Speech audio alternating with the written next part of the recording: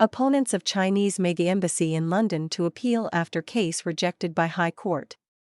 Campaigners have vowed to appeal after the High Court ruled on July 31 that the UK's approval for China to build a vast new embassy in London was lawful and rejected a legal challenge brought by a group of local residents.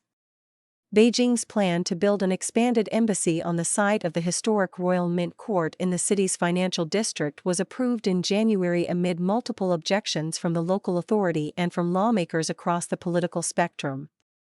Both British and US politicians have warned that the embassy could be used as a base for spying activities. Approval was granted just before then Prime Minister Keir Starmer paid a visit to China at the end of January, the first visit by a British leader since 2018. The Royal Mint Court Residents Association brought legal action against the Ministry of Housing, Communities and Local Government and the London Borough of Tower Hamlets in March this year. The residents argued the decision was unlawful, on grounds that included officials failing to take into account the risk of the new embassy curtailing protests or being used to monitor those considered dissidents by the Chinese Communist Party.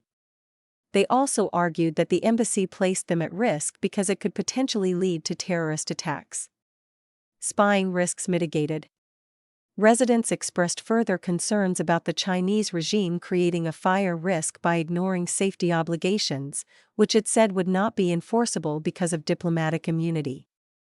The UK's domestic and foreign intelligence agencies said in a letter to the government in January that security risks linked to the new embassy could not be fully eliminated but could be managed through mitigation measures.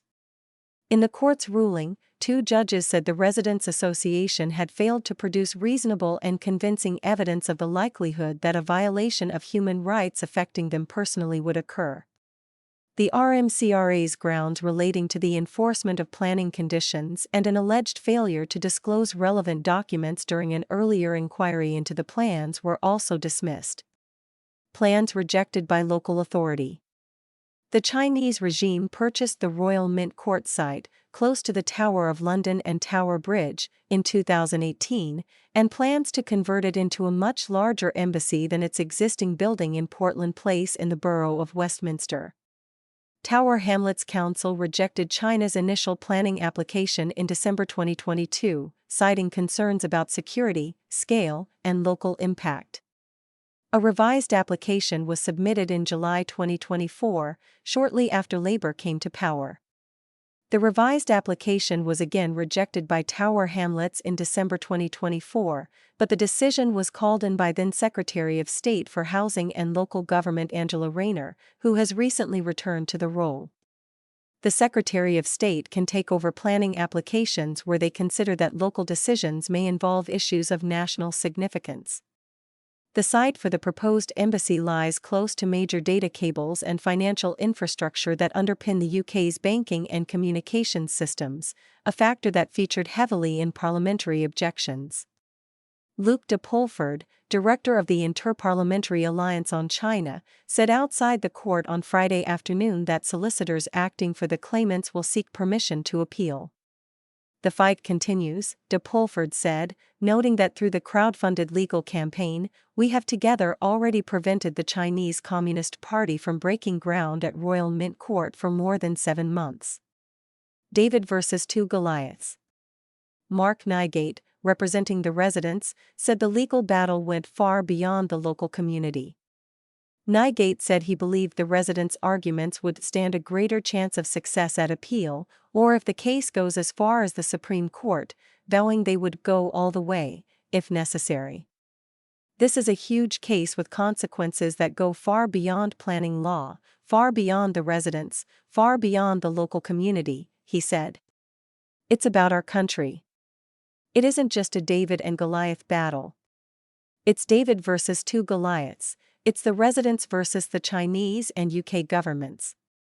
Chloe Chung, who has a $1 million Hong Kong dollar arrest bounty placed on her by the CCP for her role in the Hong Kong protests as a teenager, vowed this would not be the end of the fight. For many people, this is not just about a building. It is about whether people can truly feel safe here in Britain, she said outside the High Court. As someone targeted by the Chinese Communist Party, I know why it is important that Britain protects itself from foreign intimidation. I came to Britain to find safety, and I do not want to spend the rest of my life looking over my shoulder. Meeting with PM Burnham sought. Conservative lawmaker Ian Duncan Smith, IPAC's co-chair, said he would seek a meeting with British Prime Minister Andy Burnham on the court's decision and believed there were strong grounds to appeal. Describing the decision to approve the embassy as a very murky arrangement, he said much of the evidence should set pulses racing over just exactly how this all came about.